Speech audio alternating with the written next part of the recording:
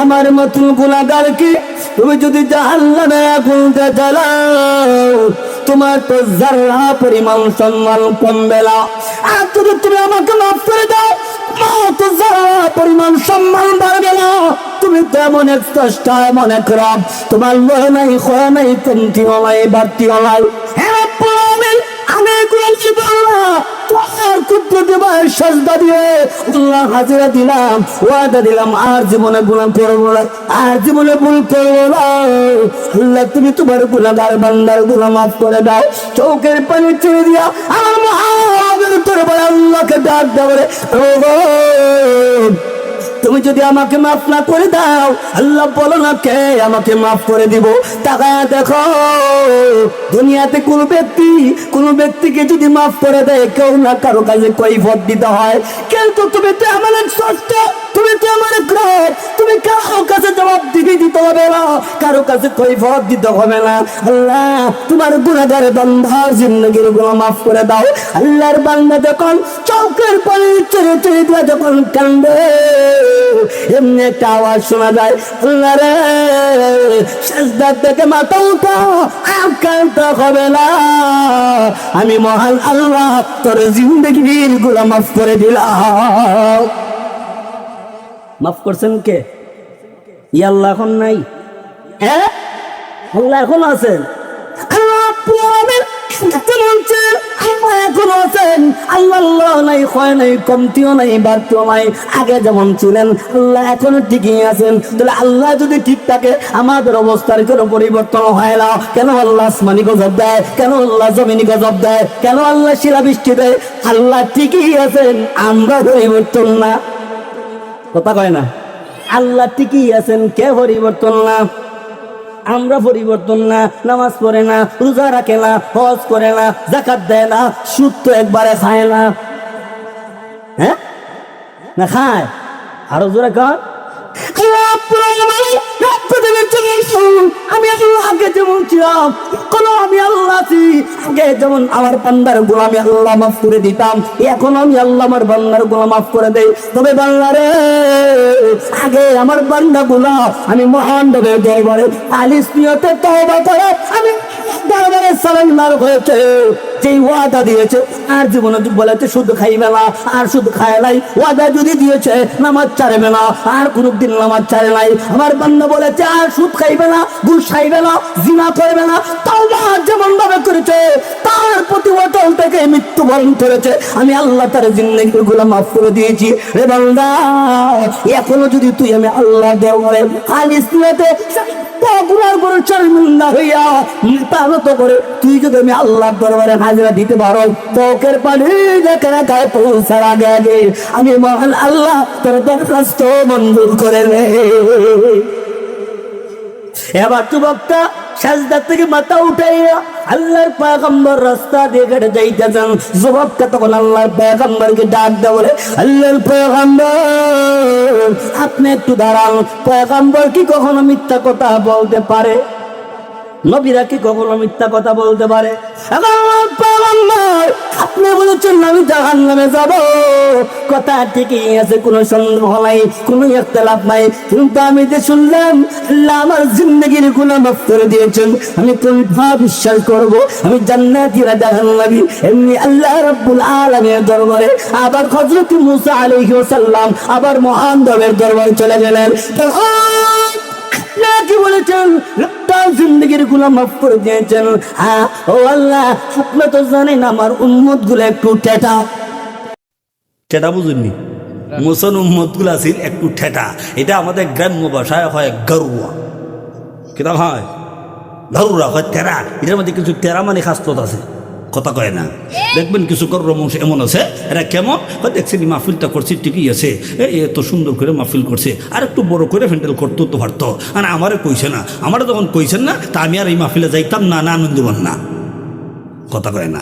আর বক্তা পাইছে না, এই কালাঞ্জোরা বদরুল আলম আনসারি ভাই যে একটা বক্তা দাওয়াত দিয়েছে কালাঞ্জোরা থেকে, আর কি বক্তা পাইছেন না, ডাহাত থেকে আর দুকলা বক্তা আনতে পারতো, এন তেন সেন ব্যান, কথা কয় না। আসেনি আমাদের সমাজে এরকম কিছু আছে কিছু গরুরা, এটা খালি একটা প্রশ্নরে যদি খালি প্রশ্ন লাগাল যদি হয় তাহলে একটা প্রশ্নরে 32 বার করে। মুসা নবীর উম্মত আছে, সূরাতুল বাকারাত একটা ঘটনা আছে, ওই ঘটনাটা যখন সূরাতুল বাকারার ঘটনাটা একটা গাবিকে, জি জি একটু পিছনে জায়গা হইতেছেন, একটু সামনের দিকে আছেন এবং তিরফাল বিছাই দেন, সামনে যে ফাঁকা জায়গা আছে তিরফালটা বিছাই দেন এবং একটু সামনের দিকে একটু কষ্ট করে। এখনো মূল আলোচনায় যায় নাই, কিন্তু আলোচনা শুরুই করছি নাই, শুধু ভূমিকার মধ্যে আছে, একটু সামনের দিকে আছেন। তাহলে আসলে বলতেছিলাম হযরত মূসা পয়গম্বর আল্লাহর পাকের দরবারে বলতেছেন, আল্লাহ আপনি তো বলেছেন তাকে জাহান্নামে দিবেন, আবার আপনি বলেছেন তাকে জান্নাতে দিবেন। আপনি তো জানেন আমার উম্মতগুলো একটা প্রশ্নে 32 বার করে সূরাতুল বাকারার যে ঘটনা, একটা গরুকে আল্লাহ ঘটনা নির্ণয়ের জন্য বলেছেন কোরবানি দেওয়ার জন্য। হ্যাঁ আল্লাহ মুসা নবীর হস্ত করে, হে মুসা নবী, যে গরুটা কুরবানি দিব এটা দেখা হইব না ডেকি হইব না দামা হইব, রং লাল হইব না কালা হইব না দলা হইব না সবুজ হইব? সুবহানাল্লাহ। আমাদের সমাজ এরকম কিছু লোক আছে নি, ই একটা প্রশ্নে হ্যান্ডেলটা করছিল, হ্যান্ডেলটা আর একটু উঁচা হইলে ভালো হইতো, তো উঁচা হয়েছে ঠিক আছে, আর একটু বড় হইলে ভালো হইতো, বড় হয়েছে ঠিক আছে, আর একটু লম্বা হইলে ভালো হইতো। কথা কয় না। এবার মুসা নবী আল্লাহকে বলেন, আপনি বলেছেন লোকটাকে জাহান্নামে দিবেন, আবার আপনি বলেন লোকটাকে জান্নাতে দিবেন। হে রব্বুল আলামিন, কিছুই তো বুঝলাম না। আবার মহান আল্লাহ রব্বুল আলামিন মুসা আলাইহিস সালামকে ডাক দেয়, বলে মুসা পয়গম্বর, আমি আল্লাহ আমার বান্দাকে বলেছি জাহান্নামে দিব গো, কথা থেকেই আছে, কোনো সন্দেহ নাই, কোনো ইখতিলাফ নাই। কেন তোরে মুসা আমার বান্দাকে জাহান্নামে দিব? এই কথা শোনার পরে আমার বান্দা আমি আল্লাহর প্রতি গুসা দেখাইবার কথা, বিরক্ত হইবার কথা, কিন্তু আমার বান্দা আমি আল্লাহর প্রতি কোনো গুসা দেখাইছে না, বিরক্ত করিছে না। ওই আমি আল্লাহর দরবারে আমার বান্দা কালিমাতু শুকর আদায় করে আলহামদুলিল্লাহ বলেছিল, আমি মহান আল্লাহ ওই আলহামদুলিল্লাহর বিনিময়ে আমার বান্দার জিন্দেগির গুনাহ মাফ করে দিয়েছি। এবার বলুন আপনারা আলহামদুলিল্লাহ আদায় করে লাভ না লস? আরো যখন লাভ না লস। এবার দেখবো আপনাদের পুরুষের কণ্ঠে, আপনার আওয়াজটা গলা পর্যন্ত আইনা রাখেন, পুরুষের কণ্ঠে আবারও আমি বলবো, আপনার আওয়াজ দিয়ে বলবেন। পাঠানটোলা ইসলামী যুব সমাজের উদ্যোগে আজকের এই 3 দিন ব্যাপী তাফসীরুল কুরআন মহাসম্মেলনের শেষ দিনের অধিবেশনে আল্লাহ পাক সকলকে আসার তৌফিক দান করেছেন। পুরুষের কণ্ঠে চসুরে জবানটা একটু বন্ধ রাখবেন না, সকলে আবার শুকরিয়া আদায় করে সকলে বলে আলহামদুলিল্লাহ। এবার মোটামুটি হয়েছে, এবার আসুন মূল আলোচনায় চলে যাই। আমি আপনাদের সামনে আল্লাহর পবিত্র কোরআনুল কারীম থেকে সূরাতুল মুদ্দাসিরের 38 নম্বর আয়াতে কারিমাত থেকে নিয়ে কয়েকখানা আয়াতে কারিমা তেলাওয়াত করেছি। আমি যেই বিষয়টা, যে সাবজেক্টটা আলোচনা করব, আমি এর বাহিরে কোনো আলোচনা করব না। যে আলোচনাটা করব, আলোচ্য বিষয়টা হলো কয়েক কারণে বান্দা জাহান্নামে যাবে, যদি সময় থাকে। এবং বিস্তারিত যদি আলোচনা করার তো সম্ভবই না, পারবো না, এই সময় কভার দেবে না, এটা কয়েক ঘন্টা সময় দরকার। এরপরে সংক্ষেপে কিছু আলোচনা করব, আল্লাহ যদি তৌফিক দান করেন। তবে আজকের শ্রোতা আপনারা, বিচারী আপনারা, রায় দিবেন আপনারা। যদি আপনাদের মধ্যে কথাগুলো থাকে বর্জন করবেন, না থাকলে আমল করার চেষ্টা করবেন। সকলে মিলে আমিন। আল্লাহ বলেন, কুল্লু নাফসিন বিমা কাসাবাত রাহিনা। ভালো করে বুঝেন, প্রত্যেক ব্যক্তি তার নিজ কৃতকর্মের জন্য আবদ্ধ। প্রত্যেক ব্যক্তি তার নিজ কৃতকর্মের জন্য দায়ী। আমি আমার কৃতকর্মের জন্য আমি নিজে দায়ী, আমার বাবার কৃতকর্মের জন্য বাবা দায়ী, আমার মার কৃতকর্মের জন্য মা দায়ী, সন্তানের কৃতকর্মের জন্য সন্তান দায়ী, স্ত্রী কৃতকর্মের জন্য স্ত্রী দায়ী, মেম্বারের কৃতকর্মের জন্য মেম্বার দায়ী, চেয়ারম্যানের কৃতকর্মের জন্য চেয়ারম্যান দায়ী, এমপির কৃতকর্মের জন্য এমপি দায়ী, মন্ত্রী কৃতকর্মের জন্য মন্ত্রী দায়ী, প্রধানমন্ত্রী কৃতকর্মের জন্য প্রধানমন্ত্রী দায়ী, উস্তাদের কৃতকর্মের জন্য উস্তাদ দায়ী, ছাত্র কৃতকর্মের জন্য ছাত্র দায়ী। এক কথায় বাটি প্রত্যেকটা ব্যক্তি তার নিজ কৃতকর্মের জন্য নিজেই একা দায়ী। চিল্লা বলেন ঠিক কিনা? আমি আমার কৃতকর্মের জন্য আমি দায়ী। আমি নামাজ পড়ছি না, শাস্তি আল্লাহ আমার বাবাকে দিবে না। আমি নামাজ পড়ছি না, শাস্তি আমার মাকে দিবে না। আমি নামাজ পড়ছি না, শাস্তি আমার বন্ধুকে দিবে না। আমি নামাজ পড়ছি না, শাস্তি আমার পীরসাবকে দিবে না। আমি নামাজ পড়ছি না, শাস্তি আমার স্ত্রীকে দিবে না। আমি নামাজ পড়ছি না, শাস্তি আমার গোলামকে দিবে না। আমি নামাজ পড়ছি না, শাস্তি আমার চাকরকে দিবে না। আল্লাহ বলেন, না না না, প্রত্যেকটা ব্যক্তি তার নিজ কৃতকর্মের জন্য নিজেই দায়ী। আমি আল্লাহ, আমি রব, আমি প্রভু, কারো প্রতি কোনো জুলুম করব না। আল্লাহ কারো প্রতি কোনো জুলুম করবে? জুলুম কেন করবে? আল্লাহ দুনিয়াতে অনর্থক ফাটাইছে না, কারণ আছে। এই যে আজকে মাহফিলটা করেছেন, এই যে আজকে পাঠানটোলা ইসলামী যুব সমাজের উদ্যোগে মাহফিলটা করছে, তাদের কোনো উদ্দেশ্য নাই না? আছে। তাদের উদ্দেশ্য হলো ওলামায়ে কেরাম আসবেন, দ্বীনি কথাবার্তা বলবেন, এখান থেকে যদি একটাও আমাদের গ্রামবাসী আমল করতে পারে, নাজাতের উসিলা হবে। আরো জোরে বলেন, আল্লাহ সেই কথাই বলেন, আফাহাসিবতুম আল্লামা খালাকনাকুম আবাসা ওয়া আন্নাকুম ইলাইনা লা তুরজাউন। আল্লাহ বলেন, তোমরা কি মনে করো তোমাদেরকে অনর্থক নিষ্প্রয়োজনে কারণ ছাড়া এমনিতে আমি আল্লাহ তোমাদের পাঠাইছি? না, আমি আল্লাহর উদ্দেশ্য আছে। আল্লাহ আরো জোরখন আছে কিনা? আল্লাহ রেখাইতে বলেন, ওয়া মা খালাকতুল জিন্না ওয়াল ইনসা ইল্লা লিয়াবুদুন।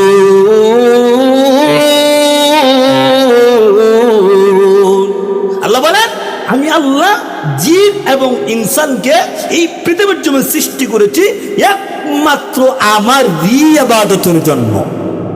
কার? আরো জোরে বলেন, কার? আল্লাহ বলেন, আমারই ইবাদত করার জন্য। ওয়া মা খালাকতুল জিন্না ওয়াল ইনসা ইল্লা লিয়াবুদুনি, একমাত্র আমারই ইবাদত করার জন্য তোমাদেরকে সৃষ্টি করেছি। এবং আপনাদের কাছে পাঠানটোলাবাসীর কাছে জানতে চাই, আল্লাহর ইবাদত ছাড়া মানুষ অন্য ইবাদত করেনি? আরো যখন করেনি? এটা কোনটা? দয়াল বাবা, কেবলা কাবা, খাজা বাবা, আট্টসি বাবা, কথা কয় না? আসেনি সমাজের মধ্যে কত শাহ, মশুরি শাহ, কুত্তা শাহ, বদনা শাহ, টং টং শাহ। কি শাহ? টং টং শাহ। টং টং শাহ আমার গুজুরিটাও ফাইলা কর্তিকা টং টং শাহ ঠিকানা দিয়া দিই কোন জায়গাত। আপনারা লাখায় রুটে দিয়ে ঢুকবেন, লাখায় রুটি ঢুকার পরে রিসির ফর ভরিকা দেখবা আতের ডাইনে লেখা টং টং শাহ মাজার। আমি প্রোগ্রামও যাইতেছি, হঠাৎ করে আমার গাড়ি আটকালেছে, কিতা ভাই ও হুজুর কিছু দিয়া যায় না। আমি কিতা দিতাম, আগামীকালকে টং টং সমাদারের উরুস কিছু দিয়া যায় না। আমি হইয়ার জায়গা হয়েছে না আমার কাছে বুঝে। বলুন তো দিকে ওই জায়গায় মানুষ শিরিক করে কিনা? আবার ওলামায়ে কেরাম আছেন, যদি আমি মিথ্যা বলে থাকি, আপনি নামাজ পড়ছেন না, রোজা রাখছেন না, হজ করছেন না, আল্লাহর অন্য অন্য কিছু বিধিবিধান আপনি মানছেন না, এমত অবস্থা আপনি মৃত্যুবরণ করেছেন। আল্লাহ রসুল বলেন, আপনি মৃত্যুর পরে একদিন জাহান্নামের আগুনে জ্বলতে জ্বলতে, জাহান্নামের আগুনে জ্বলতে জ্বলতে জান্নাতে যাবেন। কিন্তু শিরিক অবস্থায় যদি এটার প্রতি অচল থেকে মৃত্যুবরণ করেন, আল্লাহ বলেন ওই বান্দার ঠিকানা চিরকালের জন্য জাহান্নাম। চিরকালের জন্য যেটা জাহান্নাম, এটা মানছে হেলায় হেলায় করে, এটারে গুণই মনে করে না। কথা বলেন ঠিক কিনা? আল্লাহ বলেন, আমি আল্লাহ কারো প্রতি কোনো জুলুম করব? আয়াতের ব্যাখ্যায় ইমাম রাজি রহমাতুল্লাহ আলাইহি তাফসীরে জালালের মধ্যে একটা আয়াত এনে বলেন, ওয়ালা ইয়াজলিমু রাব্বুকা আহাদা। ইমাম রাজি বলেন, কিয়ামতের দিন, মুসিবতের দিন আমাদের প্রভু, আমাদের রব কোনো মানুষের প্রতি কোনো জুলুম করবে? আল্লাহ কারো প্রতি কোনো জুলুম করবে না, আল্লাহ কারো প্রতি কোনো অন্যায় করবে না। আপনাদের কাছে জানতে চাই, দুনিয়াতে জুলুম হয়নি? দুনিয়াতে জুলুম হয়নি? ন্যায়টাকে অন্যায়, অন্যায়টাকে ন্যায় বানায়নি? আরে নাই, আপনাদের বানিয়ে আসুন। বলুন তো দেখি কিসের বিনিময়? কিসের বিনিময়? টাকার বিনিময়। ন্যায়টাকে অন্যায়, অন্যায়টাকে ন্যায় বানাওটা ঘাটি আসেনি? আল্লাহর আদালতে নামাজ পড়ছেন না 2 কোটি, চলবে? আল্লাহর আদালতে নামাজ পড়ছেন না 5 কোটি, চলবে? এবার বলো, বেটা চলবে? বলুন তো দিকে আল্লাহর আদালতে কোনো গোশ চলবে? কিন্তু দুনিয়ার আদালতে চলেনি। কেমনে বুঝাই আপনাদেরকে? সহজ একটা এক্সাম্পল দিয়া বুঝাই, বুঝার জন্য বলতেছি। মনে করেন, বোঝার জন্য বলি, মনে করেন কলমউদ্দিন আর নসরুদ্দিন 2 ভাইয়ে লাগছে ঝগড়া। কয় ভাইয়ে লাগছে ঝগড়া? কলমউদ্দিন ন্যায়, আমি কিন্তু দুনিয়ার আদালত বুঝাইতেছি, এরপরে যাবো আল্লাহর আদালতে। দুনিয়ার আদালতে ঘুষ চলে, আল্লাহর আদালতে ঘুষ চলে না। এবার আসুন, কলমউদ্দিন ন্যায়, নসরুদ্দিন অন্যায়। এবার বলুন তো দেখি, বিচার করলে বিচার পাইব কলমউদ্দিন আর নসরুদ্দিন? কলমউদ্দিন কে? কলমউদ্দিন কেন? কলমউদ্দিন ন্যায়। এখন বিচার যখন হইব, আগামীকালকে সকাল 10টার সময় আপনাদের কোন ঈদগাহ আছে না আশপাশে? ঈদগার ময়দানে বিচার শুরু হইব সকাল 10টায়, টাইম দইছে। কলমউদ্দিন চিন্তা করলো, আগামীকালকে তো সকাল 10টা বিচার হইব, আমি তো ন্যায় আছি। এরপর আমাদের গ্রামের যিনি মাতব্বর সাহেব, যিনি বিচার করেন, ওনার লাগে সাসার লগে একটা দেখা করার দরকার। রাত থেকে 1টার সময় দরজা নক করছে, কে? চাচা আমি কলমুদ্দি কিতাবেটা বাতিজা এত রাত্রকে লাগাইছো চাচা ইসলাম আগামীকালকে দে নসরুদ্দৌল্লা বিচারটা একটু যদি তখন চাচা জব দে বাতিজা চাচা আসি না রে বোঝেন নাই মনে চাচা থাকতে তোর কোনো টেনশন নাই। এবার বাতিজা ফগর থেকে টেকা বার করছে 5,000 কত চাচা নেন নাকি না লাগতে পারে না চাচা অনেকলাম কত দিল 5,000 টাকা দিল। এবার চাচা ভালো করে বুঝেন হাসির কথা না ভালো করে গুরুত্ব দিয়ে বুঝেন।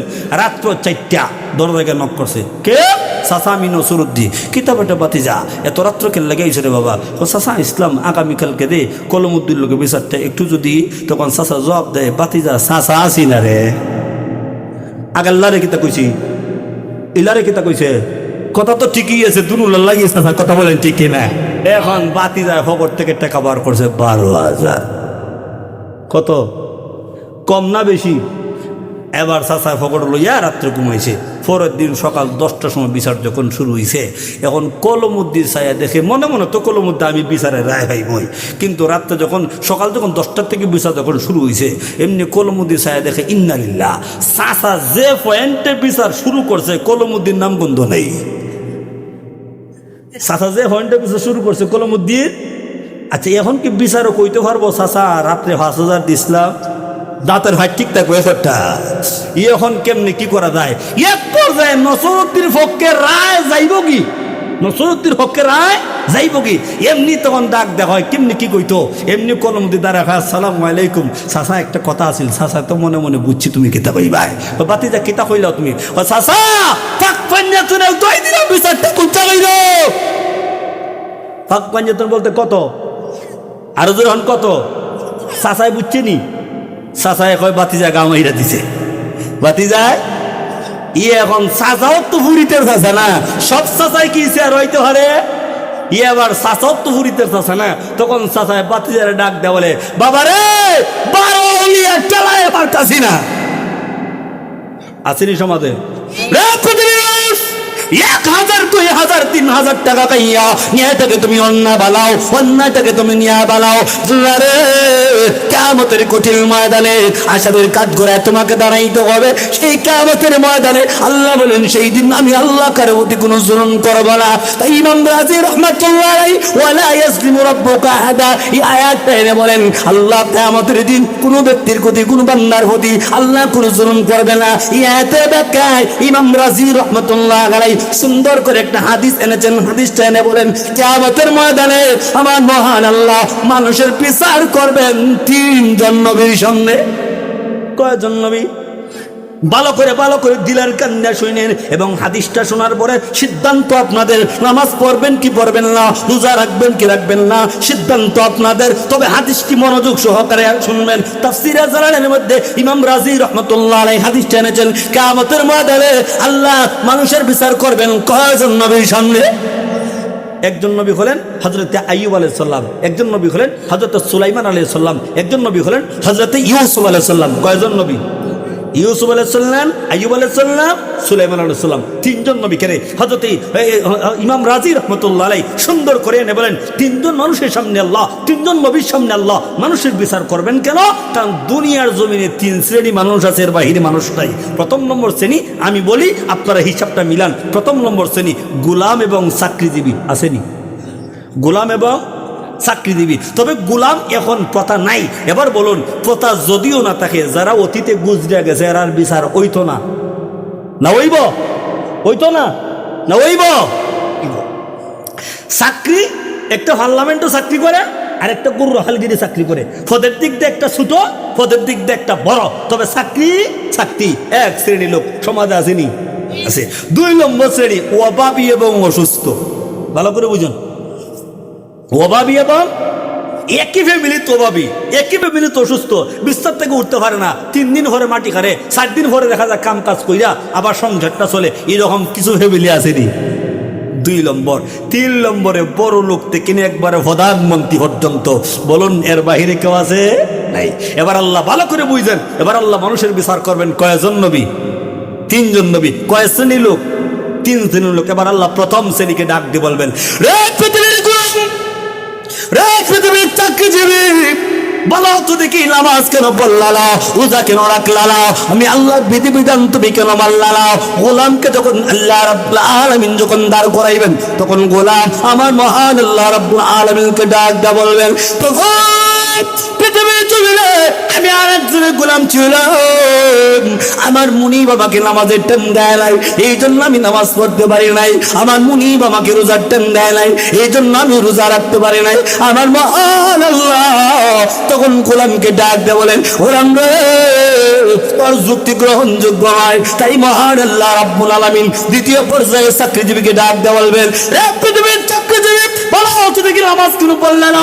বলো তুমি কি রোজা কেন রাখলা না? আমি আল্লাহর বিধিবিধান তুমি কেন মানলা না? তখন চাকরিজীবী আমার আল্লাহকে ডাক দিয়ে বলবেন, পৃথিবীর জমিনে আমি আরেকজনের অধীনস্থ চাকরি করতাম, আমার বস আমাকে নামাজের টাইম দেয় নাই, আমার ঠিকাদার আমাকে নামাজের টাইম দেয় নাই। ও পানি আসুন ফটা তুলা মাসি, বলুন তো দেখি এরকম মজুয়ার দেখুন একবারে আসেনি। নামাজের কথা কইলেই কয় আমার এমডি স্যার আমার নামাজের টাইম দেয় না, নামাজের কথা কইলেই কয় আমার ঠিকাদার আমার নামাজের টাইম দেয় না। দেয় না, না ভরে না, দেয় না, না ভরে না। আমি যদি নামাজ পড়ার ইচ্ছা থাকে কেউ আমার আটকাইতে পারবো নি। কেমন তুই আল্লাহ রাব্বুল আলামিন গোলাম এবং চাকরিজীবীকে আল্লাহ ডাকতে বলেন, গোলাম রে, বলো তো দেখি তুমি কেন নামাজ পড়লে না? বলো তো দেখি তুমি আমি আল্লাহর বিধিবিধান কেন মানলা না? গোলাম তখন আমার মহান আল্লাহ রাব্বুল আলামিনকে বলেন, প্রভু, দুনিয়ার জমিনে আমার মুনি বাবাকে নামাজের টাইম দেয় নাই, এই জন্য নামাজ পড়তে পারি নাই। চাকরিজীবী বললেন, প্রভু, দুনিয়ার জমিনে আমি চাকরি করতাম, আমার বস আমাকে নামাজের টাইম দেয় নাই, আমার ঠিকাদার আমাকে নামাজের টাইম দেয় নাই, এই জন্য আমি নামাজ পড়তে পারি নাই। গোলাম এবং চাকরিজীবীর যুক্তিটাকে খণ্ডন করার জন্য আমার মহান আল্লাহ হযরত ইউসুফ পয়গম্বরকে আল্লাহ দান করাইবেন। বলুন তো দেখি, ইউসুফ পয়গম্বরকে মিশরবাসী ছোটবেলায় কিনা আনেছিলেন? আরো জোরে কান্নিছিল কিনা? এরপর আবার বলুন তো দেখি, কিছুদিন পরে বড় হওয়ার পরে ইউসুফ পয়গম্বর আবার অর্থমন্ত্রীর চাকরির দায়িত্ব পেয়েছিলেন কিনা? আল্লাহ বলেন, পৃথিবীর গোলাম আমার ইউসুফ পয়গম্বর একটা সেকেন্ডের জন্য আমি আল্লাহকে বলে নাই, তুমি বলতেছো গোলাম ছিলা এই জন্য তুমি নামাজ পড়তে পারো নাই। আমার ইউসুফ পয়গম্বর একটা সেকেন্ডের জন্য আমি আল্লাহকে বলে নাই। দুনিয়ার চাকরিজীবী টাকা দে, আমার ইউসুফ পয়গম্বর যখন অর্থমন্ত্রীর দায়িত্ব পালন করতে হবে তখন একটা সেকেন্ডের জন্য আমার ইউসুফ পয়গম্বর আমি আল্লাহকে বলে নাই। অতএব তোমার যুক্তি কাজে লাগবে না, যুক্তি কাজে লাগবে না।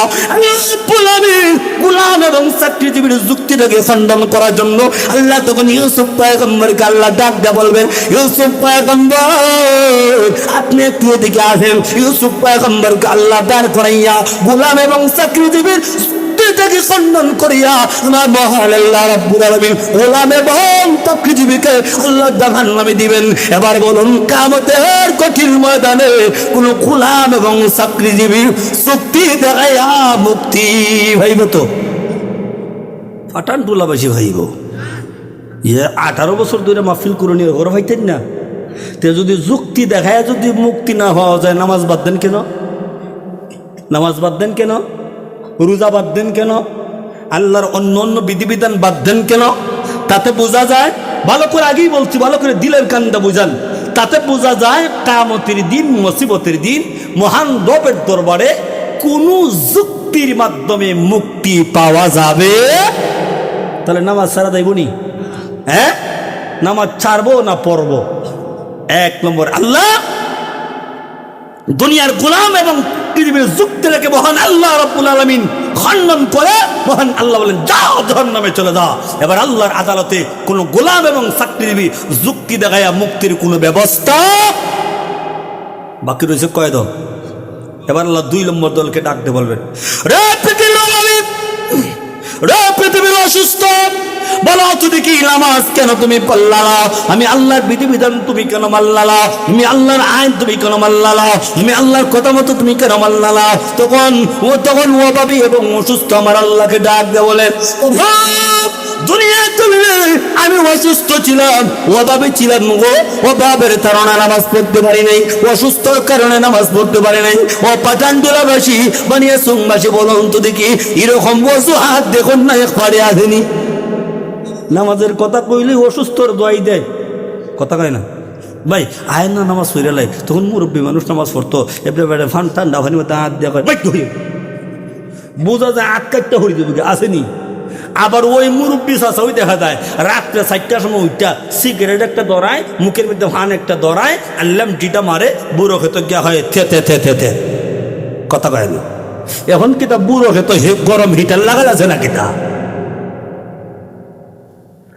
কিয়ামতের মুসিবতের মুখ, কিয়ামতের দিন মুসিবতের দিন আমার মহান আল্লাহ রাব্বুল আলামিন ওয়াবাবি এবং অসুস্থ যখন আল্লাহ দাঁড় করে বল তুমি কেন নামাজ পড়লা, কেন তুমি আমি আল্লাহ বিধি বিধান মানলা, তখন ওয়াবাবি এবং অসুস্থ আমার মহান আল্লাহকে অজুহাত দেখাইব, যুক্তি দেখাইব, প্রভু দুনিয়ার জন্য অভাবের কারণে নামাজ পড়তে পারি নাই, অসুস্থর কারণে নামাজ পড়তে পারি নাই। আল্লাহ রাব্বুল আলামিন ওয়াবাবি এবং অসুস্থর যুক্তিটাকে খণ্ডন করার জন্য আমার মহান আল্লাহ তখন ডাক দিয়ে বলবেন আইয়ুব পয়গম্বর আপনি একটু এদিকে আসেন, বলুন তো দেখি আইয়ুব নবী অসুস্থ ছিলেন কিনা? একদিন দুই দিন, একদিন দুই দিন, 1 বছর 2 বছর না, দীর্ঘদিন পর্যন্ত আইয়ুব নবীকে আল্লাহ রাব্বুল আলামিন অসুস্থ দিয়েছিলেন। কেন দিয়েছিলেন? এটার একটা কারণ আছে। আল্লাহ রাব্বুল আলামিন কেন দিয়েছিলেন? শয়তান একদিন আল্লাহকে বলে আল্লাহ মানুষের দ্বন্দ্ব উলত থাকলে, স্ত্রী আল আউলাদ থাকলে, বংশ থাকলে, সুস্থ থাকলে ইবাদত করতে তার ভালো লাগে। আমার মহান আল্লাহ তখন শয়তানকে বলে শয়তান তুমি বলতেছো সুস্থ থাকলে মানুষ ইবাদত করতে ভালো লাগে, যারা আমি আল্লাহকে প্রকৃতপক্ষে ভালোবাসে বিছানায় পড়ে আরো বেশি ডাকে। আরো জোরে এখন এই জন্য দেখবেন জ্বর যখন হয়, অসুস্থ যখন আমরা হয়, তখন বিছানাত বই আমরা তখন ডাক দেয়া বলি আল্লাহ আল্লাহ আল্লাহ নামের জিকির শোনা যায়। আল্লাহ রাব্বুল আলামিন হযরত আইয়ুব পয়গম্বরকে আল্লাহ অসুস্থ দিলেন। কেন দিলেন? আল্লাহ রাব্বুল আলামিন ওই শয়তানি পরীক্ষা করার জন্য, আল্লাহ প্রমাণ করা দেওয়ার জন্য আইয়ুব পয়গম্বরকে আল্লাহ অসুস্থ দিলেন। আইয়ুব নবীর সমস্ত শরীরটা পছন্দ হয়েছে, শুধু জিহ্বাটা বাজে। পাঠান তোলাবাসী একটু দিলের কান দিয়ে বুঝেন, দিলের কান দিয়ে বুঝেন। হযরত আইয়ুব পয়গম্বর সমস্ত শরীর পছন্দ হয়েছে। একদিন আইয়ুব পয়গম্বর আমার আল্লাহকে ডাক দিয়ে বলে আমার সমস্ত শরীর পছন্দ হয়েছে, কোনদিন তোমার কাছে নালিশ করি নাই, কোনদিন তোমার কাছে কোনদিন রিপোর্ট করি নাই, কোনদিন বলি নাই কেন তুমি আমার শরীরে পছন্দ রাইলা, কোনদিন তোমার কাছে অভিযোগ করে নাই, কিন্তু সমস্ত শরীর পছন্দ হয়েছে, কোনো আপত্তি নাই, কোনো আদু আকাঙ্ক্ষ আমার নাই। ও আল্লাহ তবে আমার জিহ্বাটা তুমি ভালো রাখো, জিহ্বার মধ্যে তুমি কি করিও না, পোকামাকড় ধরাইও না। ও পাঠানগুলা বেশি আইয়ুব পয়গম্বর ওই জিহ্বা দিয়ে কি ভালো পুরার স্বাদ গ্রহণ করার জন্য না রে না, আমার মহান আল্লাহ রাব্বুল আলামিন ওই দুনিয়ার জমিনে খাবার দিয়েছেন, খাবার গ্রহণ করার জন্য নয়। আইয়ুব পয়গম্বর বলে আল্লাহ ওই জিহ্বা নারায়া নারায়া তুমি মহান ভাবে তাসবিহ আদায়ের জন্য। আল্লাহ বলেন বান্দা কথা বলার মতো যোগ্যতা কে দিয়েছেন? আরো জোরে কোন আর রহমান আল্লামাল কুরআন খালাকাল ইনসান আল্লামাহুল বায়ান। কথা বলার যোগ্যতা কে দিয়েছেন? বর্ণনা শিক্ষা কে দিয়েছেন? টাকা দেখো হাতির দিকে, হাতি তোমার চাইতে বড়, জিহ্বাটাও বড়। আরো জোরে বলেন জিরাফ তোমার চাইতে বড়, জিহ্বাটাও বড়, গরুর জিহ্বাটা তোমার চাইতে বড়, কিন্তু কথা বলার মতন যোগ্যতা আমি আল্লাহ দেয় নাই। আল্লাহ রাব্বুল আলামিন বলেন মানুষকে আমি আল্লাহ তোকে কথা বলার মতন যোগ্যতা আমি আল্লাহ দিয়েছি, ওই জিহ্বাতে গান গাওয়ার জন্য নয়, ফাইটটা যায় গান গাওয়ার জন্য নয়, ওই দুনিয়ার জমিনে বড় বড় গান গাওয়ার জন্য নয়। এখন এর বর্তমান ছেলে মেয়েকে জিজ্ঞাসা করেন যদি ভাই তুমি কয়েকটা সূরা কইতে পারবানি, তখন কয় হ্যাঁ হ্যাঁ, কথা কয় না। আর যদি কো ভাই আপনি কি গান কইতে পারবা, তখন কই হুজুর বাংলাদেশি না বিদেশি, ঠিক না? ওই ইংরেজি কইতাম না হিন্দি কইতাম, কিন্তু দেখা যায় বাংলাদেশি জন্ম ভোলা লইয়া হের যদি কো সূরাতুল ফাতিহাটা শুদ্ধ করে কও, হ্যাঁ হ্যাঁ আরে না আসেনি সমাজের মধ্যে।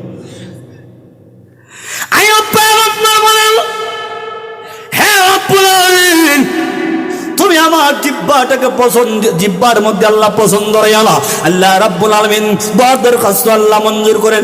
আইয়ুব পয়গম্বরকে মহান আল্লাহ তখন ডাক দিয়ে বলবেন, আইয়ুব পয়গম্বর আপনি একটু এদিকে আসেন। আমার মহান আল্লাহ রাব্বুল আলামিন অভাবী এবং অসুস্থকে আল্লাহ ডাক দিয়ে বলেন, রে পৃথিবীর অভাবী, হে পৃথিবীর অসুস্থ, তাকায় দেখ আমার আইয়ুব পয়গম্বর আমি আল্লাহ কত বড় অসুস্থ দিয়েছিলাম, এরপর আমার আইয়ুব পয়গম্বর একটা সেকেন্ডের জন্য কাকে বলে নাই। আরে জোরে বলেন। আর আমরা সামান্য জ্বর হইলই থুকায় হওয়া যায় না। বেটা যখন জ্বর হয়েছে এমনি কল্লা ফালে দেয়। আরেক বেটা হয় বেটা নামাজ হতে নি, হ্যাঁ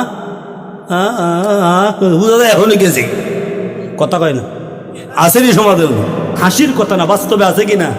এমনি আরেকজন ইয়া তারা কানাকানি কইতাছে, এই কলমুদ্দি ওই কিতা ওই শুনছি আগামীকালকে বড় বাজারের মধ্যে মমতারা ভাইবা, এমনি বেটা কথা কয় না। কিছুক্ষণ আগে দেখা যায় গেছিল কি, এখন দেখা যায় জোয়ান হয়ে গেছে কি। বলুন সমাজের মানুষ আছে কিনা।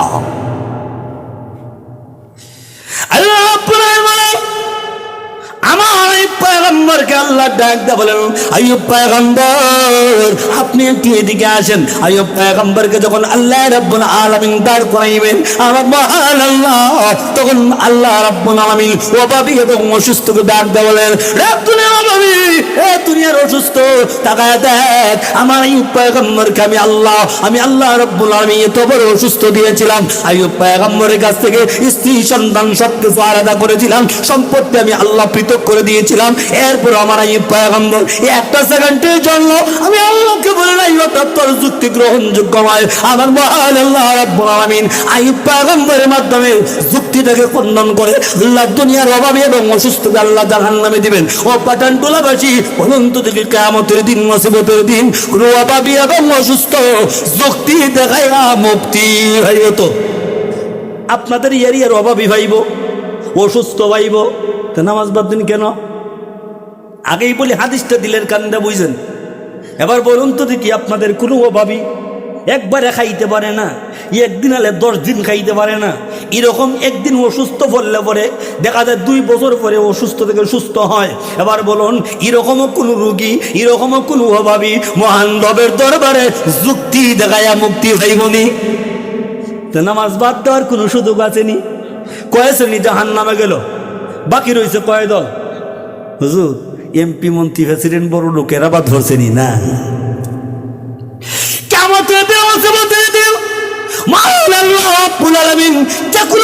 রাষ্ট্রপ্রধান এমপি মন্ত্রী প্রেসিডেন্ট বড় লোক আল্লাহ বলেন, হে দুনিয়ার জমিনে রাজা বাদশা বলো তো দেখি নামাজ কেন বললা না, রোজা কেন রাখলা না, হজ কেন করলা না, আমি আল্লাহর বিধিবিধান তুমি কেন মানলা না? তখন রাজা বাদশা আমার মহান আল্লাহকে বললেন, ওগো দুনিয়ার জমিনে জনসাধারণের খেদমত করতে গিয়ে নামাজের টাইম বেশি না। কার খেদমত? আপনি আমার কার?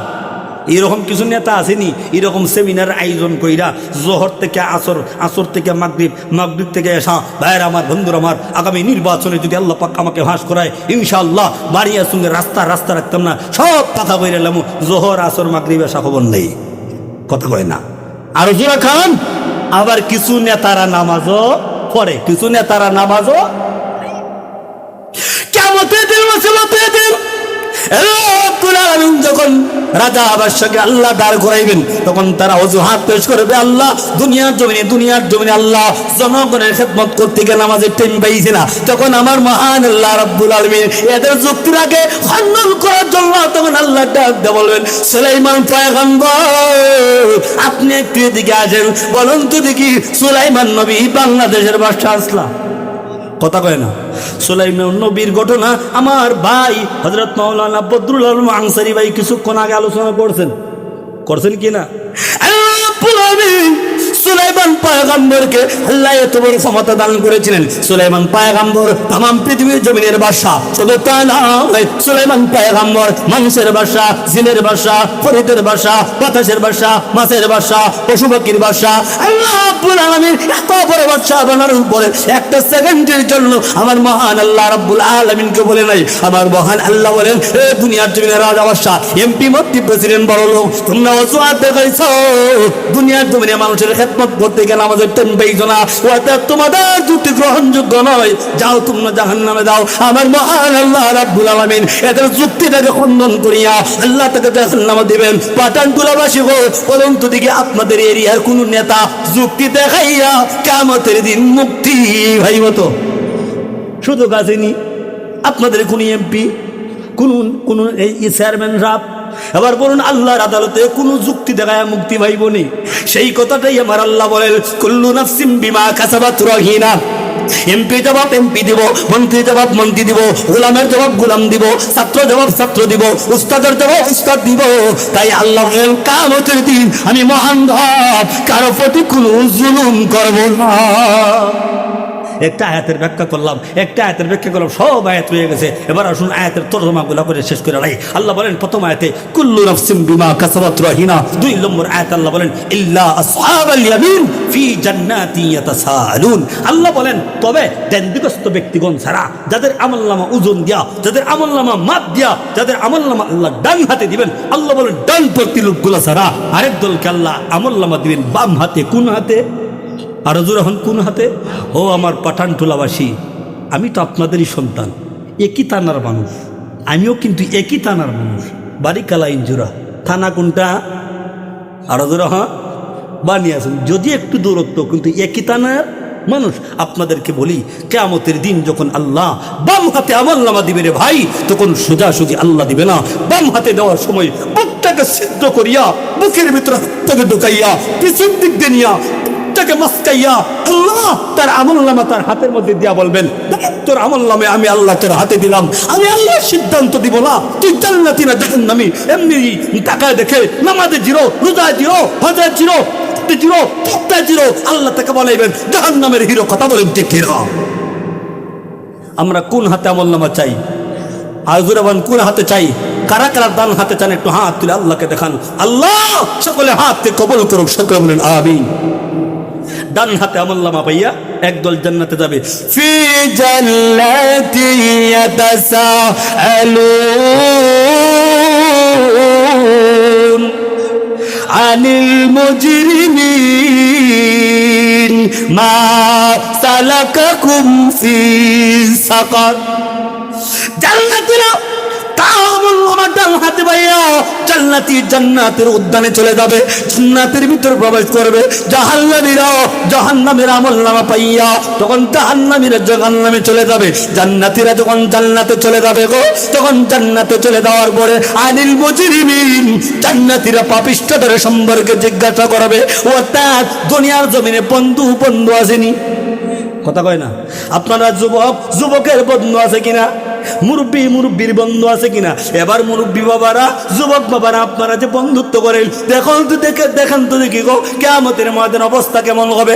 জান্নাতে এবং জাহান্নামী বন্ধুর মধ্যে আমার মহান আল্লাহ রাব্বুল আলামিন একটা টকশুর ব্যবস্থা করে দিবেন। টকশুর ব্যবস্থা জান্নাতি এবং জাহান্নামীর মধ্যে একটা টকশুর ব্যবস্থা করে দিবেন। জান্নাতি যখন জান্নাতে যাবে, জাহান্নামী যখন জাহান্নামে যাবে, জান্নাতি জান্নাতে চলে যাওয়ার পরে আনিল মুজরিমিন মা সালাকাকুম ফি সাকার, জান্নাতে জাহান্নামীদেরকে জিজ্ঞাসা করবে মা সালাকাকুম ফি সাকার, তোমাদের সাকার নামক জাহান্নামে কিসে নিতে পারলো? দুনিয়ার বন্ধু, দুনিয়ার জমিনে একসাথে চলাফেরা করতাম, একসাথে আড্ডা দিতাম, নতুন বাজার যাইতাম, কত চা খাইতাম, কত আড্ডা দিতাম, বড় বাজার যাইতাম, শহীদ মিনার যাইতাম, কত আড্ডা দিতাম, কত ঘোরাফেরা করতাম। কিন্তু আজকে আমি জান্নাতে, তুমি কেন জাহান্নামে গেলা? তার কারণটা একটু বর্ণনা করো। জান্নাতি বন্ধু যখন জাহান্নামী বন্ধুকে যখন প্রশ্ন করবে, জাহান্নামী বন্ধু ডাক দেওয়া, জান্নাতি বন্ধু রে, জাহান্নামে যাওয়ার কারণ হইল ৬০টা। কয়টা? আরো জোরে করেন কয়টা? কারণগুলা কই লিতাম নি? এখন কই যদি আপনারা কইবা বদরুল আল আনসারী আর মোল্লা ভাই ছিলেন আগামী তার দাওয়াত দিস না, কই লিতাম নি? কারণ হক কথা কইলে একটু তিতা লাগুক, কথা কয় না? এক জায়গায় গতবার গেছিলাম, এক জায়গায় ওই আজমিরগঞ্জিতে প্রোগ্রাম করে সুদের ওয়াজের কথা যখন আইছে একটু কথা কইতাম, এমনি কয় হুজুর কোরআন হাদিসের আলোচনা করো। সুদের ওয়াজ করতাম, এটা হয়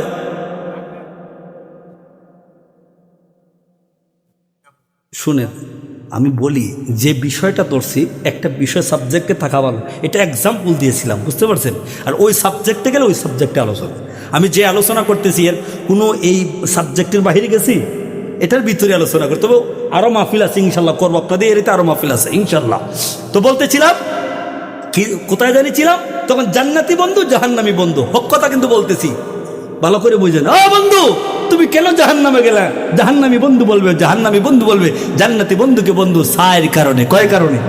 আরো যখন কয় কারণ? প্রথম নম্বর কারণ তুলে ধরবে, ক্বালু লাম নাকু মিনাল মুসাল্লিন। ও বন্ধু, দুনিয়ার জমিনে আমি মুসল্লি ছিলাম না, অর্থাৎ দুনিয়াতে আমি নামাজি ছিলাম না। বলুন, নামাজি সংখ্যা কম না বেশি? আগে কইছি, কইলে আপনাদের তিতা লাগবো, নামাজির সংখ্যা কম না বেশি?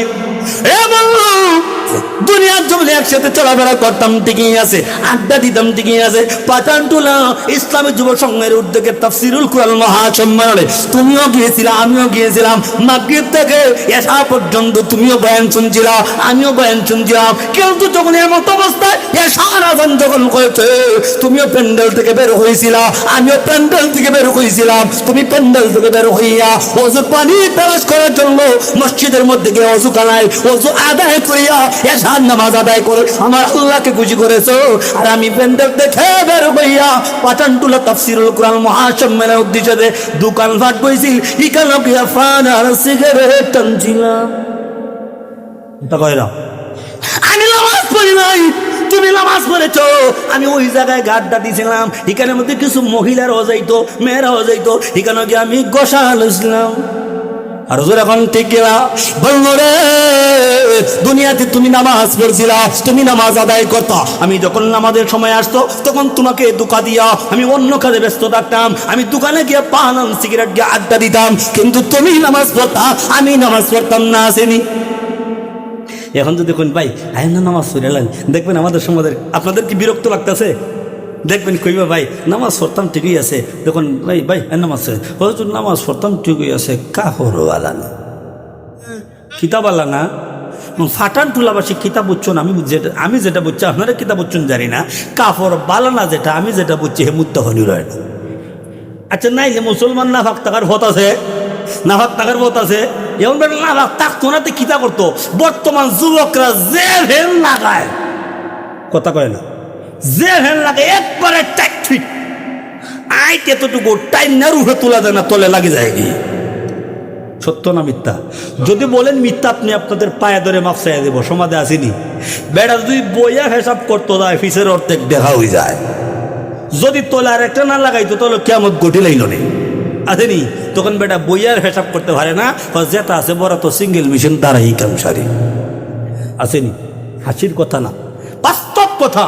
বর্তমানে বিভিন্ন জায়গায় আপনারা যারা যান, বড় বড় হোটেলে যান, আপনি বিমানবন্দরের ভিতরে যখন গেলাম, গিয়ে দেখি বিমানবন্দরের ভিতরেও দাঁড়ায় ব্যবস্থা করে রাখছে ওই মোল্লা বেড়া ট্যাক্সি। আরেকদিন আপনার ওই বৈরব যাইতে হোটেল রাজমণি না কি জানি একটা হোটেল আছে, ঢুকছি। এখন আমার এমন ফেসাব দইরে বুঝে ওই ফেসাবটা কইরা লাই। এখন গিয়া দেখে যা আছে কাতারের কাতারে দাঁড়াইয়া। আচ্ছা এখন কোন আমি মোল্লা বেড়া পড়ছি নি বিপদ। এখন এদিক সেদিকে করতে পারি না, চতুর্দিক দিয়ে মানুষ আছে, এক পর্যায়ে খুব বিপদ করছি। কইরে এখন যদি আমি উভয় হিসাব করি, আগামীকালকে মানুষ দলিল দেবো মোল্লায়ও দেখছি পড়ছি না বসিব তো আল্লাহর কাছে কাঁদতেছে। 8টা থেকে সিফার থেকে একটা বেড়া বলিতেছে, ওই ভাই সব ইকানো কিতা, ওই হুজুর ইকানো কোনো রকম বইয়া করার মতন ব্যবস্থা আছে, ওই আল্লাহ দলিল থেকে বাঁচাইছ। আসেনি সমাজে? ব্রাহ্মণবাড়িয়া বিশ্বরোড আমার গাড়িটা রাখছি, একটু চা খাইব ফজরের নামাজের পরে। এখন চা খাইতেছি একটু অন্ধকার, তুই অন্ধকার ফজরের নামাজের পরেই একটু অন্ধকার। এমনি থাকায় দেখি 8টা আমার ড্রাইভার সাহেব ডাক দেখো কিতা, কয় হুজুর আমার গাড়ি বড়া এলা না। আমার গাড়ি বড়ালে বলতে গিয়া দেখি বেটা উবাই আমার গাড়ির উহু ছাক্কা। আসেনি? সত্য না মিথ্যা? আপনারা যখন রাস্তা দিয়ে যান, কিছু যুবক রাস্তা দিয়ে হন না, তারাই হিসাব করে যুবক ওলামায়ে কেরাম আছেন। যদি আমি মিথ্যা বলে থাকি, আমি বলে গেলাম যেই প্যান্ট পরিধান করার পরে আপনাকে দাঁড়া প্রস্রাব করতে হয়, যেই প্যান্ট পরিধান করার পরে আপনাকে নামাজ পড়তে হয়, যেই প্যান্ট পরিধান করার পরে নামাজ থেকে বিরত থাকতে হয়, এমন প্যান্ট পরিধান করা আপনার জন্য না যায়। যেই প্যান্ট